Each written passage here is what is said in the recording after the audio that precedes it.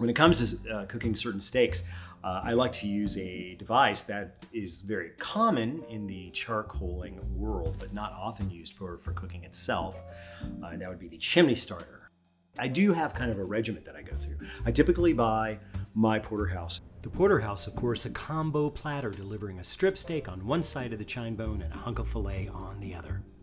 About 4 days before I'm going to cook it, I wrap it in either some cheesecloth or some paper towel. And I change that paper once a day, and I let it dry for 4 days. In the fridge, on a rack, open except for the paper towel, I will get my charcoal ready. I'll fire up a chimney's worth. And I am talking about lump charcoal here. It's the one thing I'm really picky about.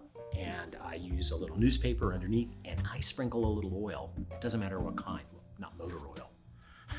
Like, canola oil, light olive oil, doesn't matter. Onto the paper, wad it up, turns it into like an oil lamp, so it'll burn about 5 times longer. And right when I light that, I come in and I take the steak out of the refrigerator. Now, the steak that you're gonna see, I ran into some problems with because I realized that I bought a steak that was too big to go underneath the chimney starter. So I punted, cut out the bone,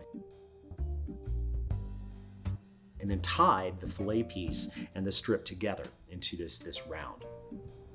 And then salted, heavily salted, like almost, a good half teaspoon to a teaspoon of kosher salt on a rack so that it's not just sitting down in. And what that does, that salt, for the half hour that it's gonna take for my coals to get where I want them, is gonna pull water-soluble protein out of the meat. Once exposed to high heat, those surface proteins will greatly enhance your sear. I've got the steak standing by.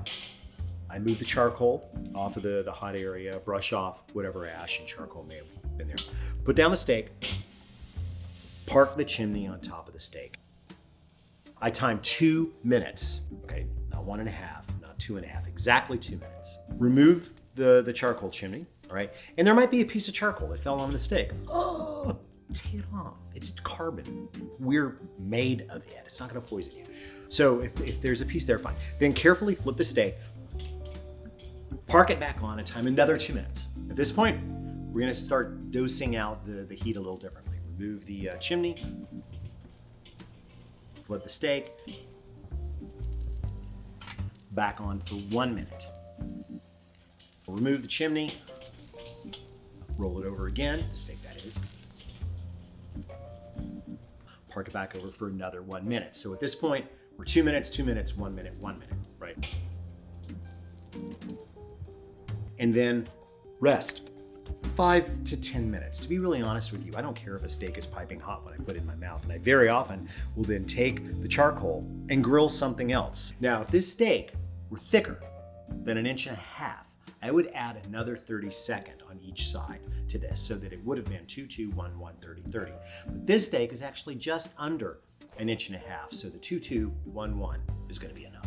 And then when I've got all that done, come in, pour a glass of wine, and that's when you slice the steak. Always on the bias because it makes the piece bigger, and it also shortens the fibers because you're talking about meat fibers that are sitting like this. So if you cut just like this, you get long meat fibers.